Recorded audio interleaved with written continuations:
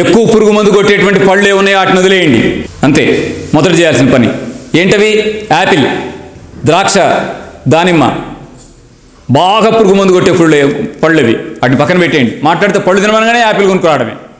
ఏం జామకాయ గుర్తురాదా? అది వదిలేయండి.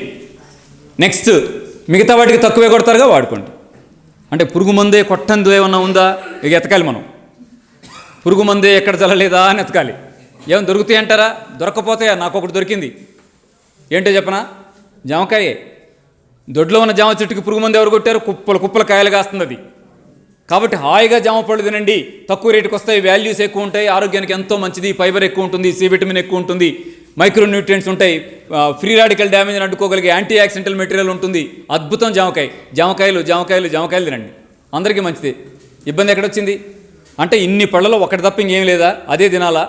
అది నాకు ఇష్టం ఉండదండి. ఇంకేమైనా ఉంటాయో వెతుక్కోండి.